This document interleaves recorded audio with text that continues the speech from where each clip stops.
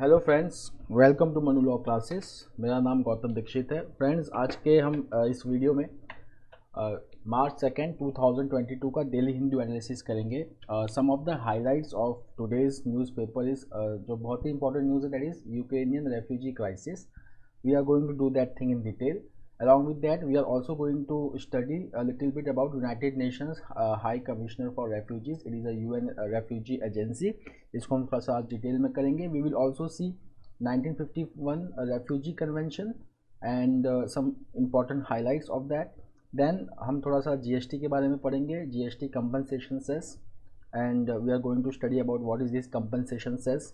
Then we are going to study about the Montreal Convention regarding the regime of straits. So we are going to do that in detail, and then moving on to the economic news, we will study the impact of chip shortage on automobile sector in the economy page. So let's start with the news. तो friends, जो ये news है related to the Ukrainian crisis, तो एक war जो चल ही रहा है, हम जान ही रहे हैं, इसके बारे में हम पढ़ रहे हैं. But one of the impact of this war is the displacement of people. So we can just see that after the 6 days of war, there are 6.7 lakh refugees, and that region is in the throes of crisis. अगर हम यहाँ पे देखें इस map को, अगर हम अच्छे से स्टडी करें, so we will find it out that according to the United Nation, about 6,77,000 Ukrainians, ठीक है, सिर्फ यूक्रेनियंस की यहाँ पे बात हो रही है, बाकी जो वहाँ पे जैसे इंडियन स्टूडेंट्स हैं उनको इसमें इंक्लूड नहीं किया गया है. So the Ukrainians who have been displaced are 6,77,000. और ये कहाँ पे डिस्प्लेस होके जाना चाह रहे हैं? To the neighbouring countries like Poland, Slovakia, Hungary, Romania and Moldova. हमने कल के न्यूज़ में पढ़ा था कि हमारे कंट्री से भी 4 मिनिस्टर्स जो हैं, they are going to visit all these 4 countries for evacuation of Indians who are stranded in Ukraine. और यहाँ पे जो है बॉर्डर चेक पोस्ट बहुत जगह जो बनाया गया है. So through land they Indians are entering this countries, and from here they are being airlifted under the operation Ganga.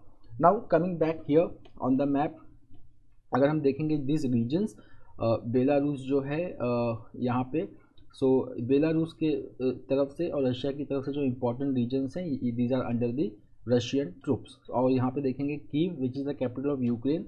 So a Russian convoy, okay, 65 kilometer long, is advancing towards the Ukrainian capital. उसके बाद this is the region Donetsk and Luhansk, ठीक है ना. So this is the region which is in turmoil since 2014, and it is held by pro-Russian separatists. इन्हीं के demands को satisfy करने के लिए Minsk agreement 1 and Minsk agreement 2 sign हुआ था. रशिया का जो एक मेन एलिगेशन है इस वॉर को लेके, वो यही है कि यूक्रेन ने मिन्स्क एग्रीमेंट 1, मिन्स्क एग्रीमेंट 2 दोनों को ही इम्प्लीमेंट नहीं किया. And Minsk agreement 1 and Minsk agreement 2, as we know, it was signed after the Euromaidan movement in 2014. Then here is the Crimea, which was annexed by Russia in 2014, and after that Russia was expelled from G8. Russia was earlier the member of G8, but 2014 के बाद it was expelled indefinitely. Okay, so now if we will just see some of the important information over here about the refugee crisis. तो यहाँ पे roughly Poland में okay, half of the refugees have fled to Poland. और उसके बाद roughly 90,000 have reached Hungary. Okay, 90,000 have reached Hungary, 60,000 Moldova, 50,000 in Slovakia, and 40,000 in Romania. Okay, now if we will just see that one static information, that who is the chief of UN refugee agency, so it is Filippo Grandi, United Nations refugee agency के Filippo Grandi. Okay, so this is the news.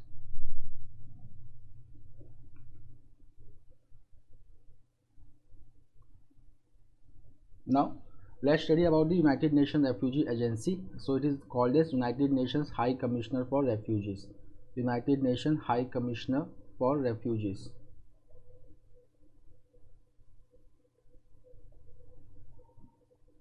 United Nations High Commissioner for Refugees. Okay, So it is the agency which is mandated to aid and protect refugees, then forcibly displaced communities, stateless people also. Okay, and assist in their voluntary repatriation. voluntary repatriation का मतलब कि अगर वो वापस अपने देश में जाना चाहते हैं तो ही, ओके, जबरदस्ती उन्हें नहीं भेजना चाहिए. That is called as principle of non रिफॉल्वमेंट.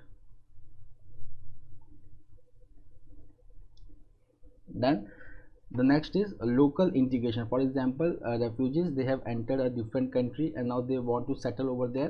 So this agency will help them in integrating with the society and resettlement in a third country. Now United Nations High Commissioner for Refugee, it is a United Nations program.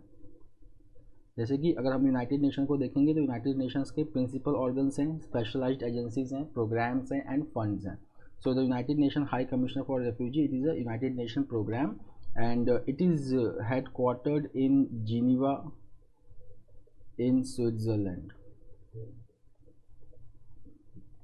Geneva in Switzerland. Now अगर हम head हमने पहले कर लिया है Filippo ग्रैंडी. Okay, and it is the member of United Nations Development Group, UNDP, member of United Nations Development Group. अच्छा, now the United Nations High Commissioner for Refugees है, it functions under the 1951 Refugee Convention. 1951 Refugee Convention. ये 1951 Refugee Convention, it is also known as Geneva Convention. Okay, and it is based on Article 14 of, this is very important, exam में question भी आता है, Article 14 of 1948 Universal Declaration of Human Rights.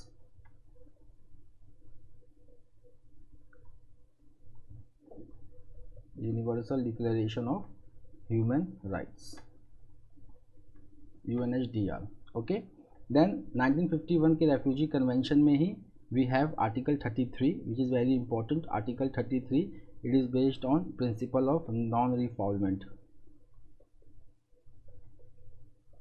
Principle of non-refoulement. Now what is this principle of non-refoulement? So suppose there is a person X who has been displaced from his country and he goes in country A. Now suppose in future A wants to send this person X back to his country, okay, where the situation has not been good for the person X. For example, X belongs to certain group which is being persecuted in the native country, but A wants to send back X to that country. Okay, this is called as refoulement. So the 1951 Refugee Convention of that Article 33, it does not allow this refoulement, so it is called as principle of non-refoulement.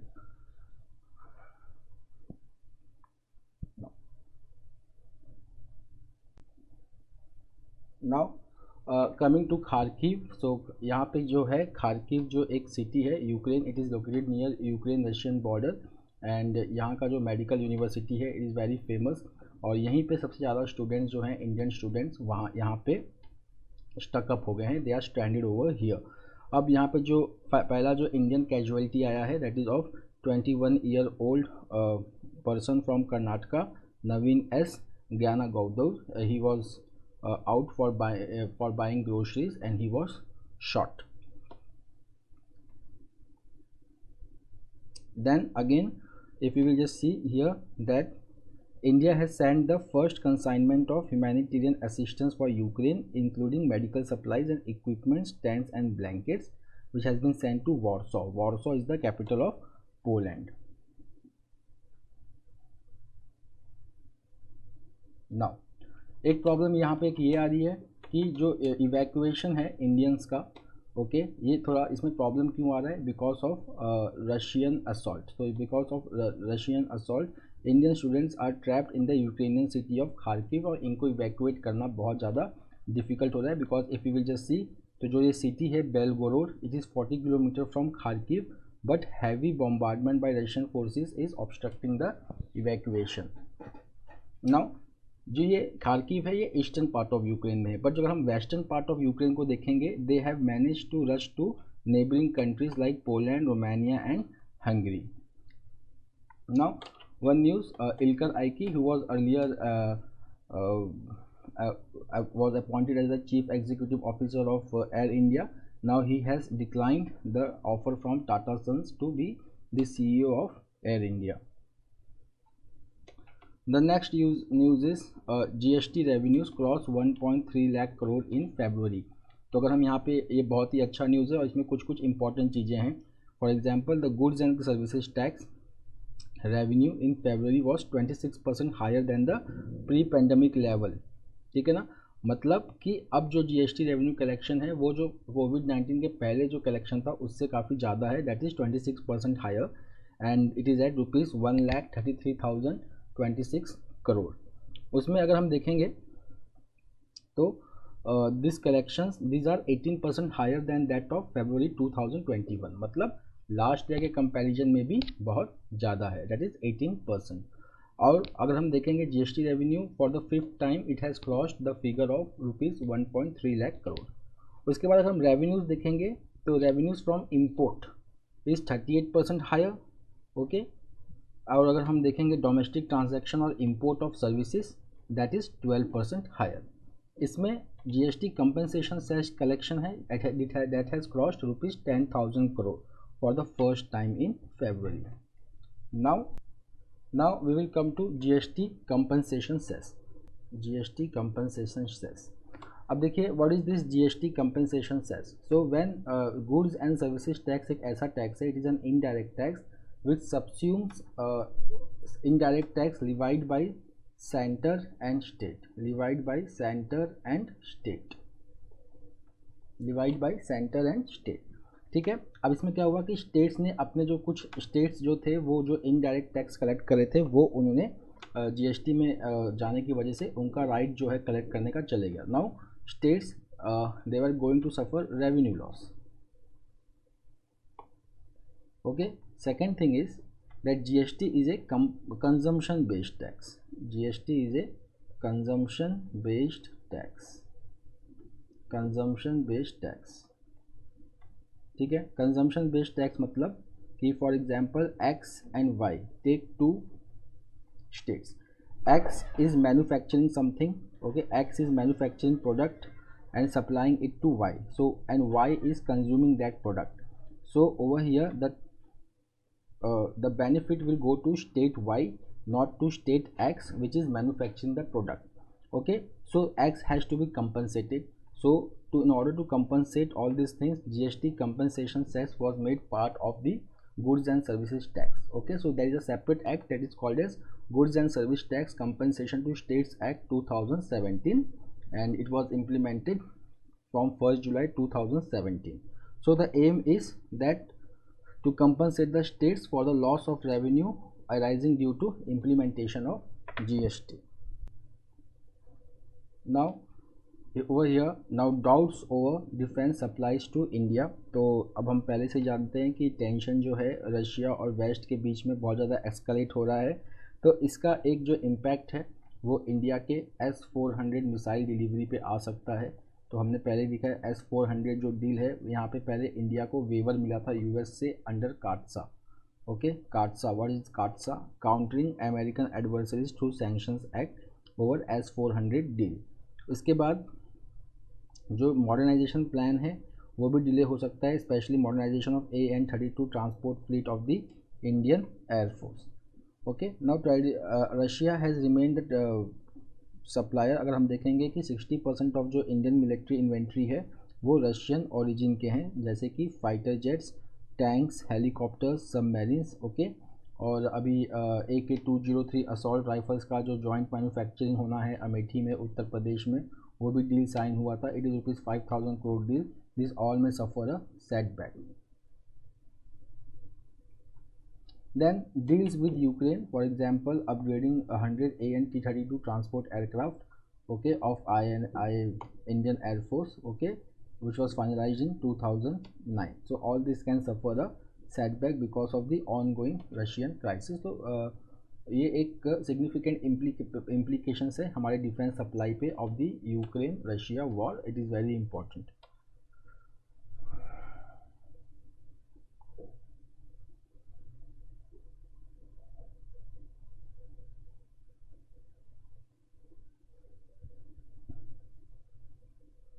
Now over here, यहाँ पे हमने कल भी किया था कि the government has announced now that India is going to have nationals of neighbouring countries also. So जो T S Tirumurti हैं, जो इंडिया के परमानेंट रिप्रेजेंटेटिव हैं एट यूनाइटेड नेशंस, यहाँ पे इन्होंने रिएट्रेट किया है कि that India is not going to only help the Indians in evacuation from Ukraine but also students from the or people from the neighboring countries। अभी अगर हम इंडिया का स्टेटस देखें तो अभी तक सिर्फ 1400 Indian nationals have been brought back to India, okay, on 6 evacuation flights.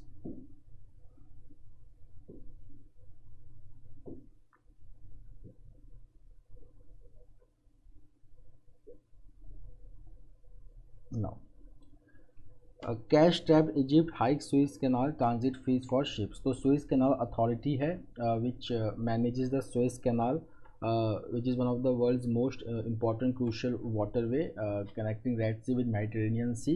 अगर हम यहाँ पे देखेंगे तो यहाँ पर जो ट्रांजिट फीस है, ओके, यहाँ पे हाइक हुआ है by 10%। Then the vehicles which are carrying natural gas general cargo, they are also going to see a hike of 7% and 5% on oil and crude tankers। And this paragraph is very important, that 10% of global trade including 7% of world's oil flow passes through Suez Canal, which connects Mediterranean Sea with the Red Sea। It was first opened in 1869 and it is a source of both national pride and foreign currency for Egypt। Now यहाँ पे chip shortage हुआ है, this is because of disruption of supply chain, disruption of supply chain, ठीक है ना। तो इसकी वजह से जो चिप सप्लाई है ये हर्ट हुआ है। तो इसका जो सबसे ज़्यादा इम्पैक्ट हुआ है वो ऑटोमोबाइल सेक्टर पे हुआ है, ओके। सो अगर हम देखेंगे तो अक्रॉस द कंट्रीज, ठीक है ना, all the companies in India which are automobile manufacturers, they all are witnessing drop in wholesales for the month of February। Now to overcome this, India has already announced semiconductor mission for fabricating of chip in India only।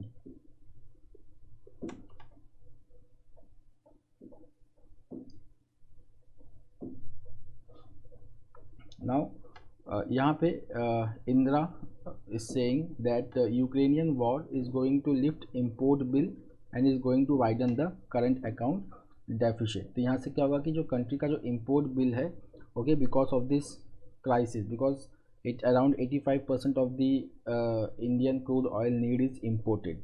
तो इसकी वजह से क्या होगा कि जो crisis की वजह से जो सप्लाई है that will be hit and because of that the import bill will rise. Once the import bill rises, so the current account, जो इम्पोर्ट एक्सपोर्ट होता है, they are the part of current account. So the current account जो daily transaction जैसे होते हैं, विजिबल्स और invisibles दोनों से मिलता है, तो उसका जो डेफिसिट है वो बहुत ज़्यादा ग्रो हो जाएगा इंडिया में।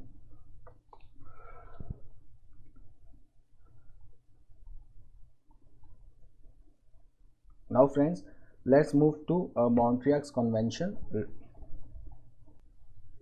नाउ मॉन्ट्रियक्स कन्वेंशन इसका है, it is regarding the regime of straits। it governs two straits which connects Black Sea with Mediterranean Sea। ये जो दो straits हैं, these are Bosporus Straits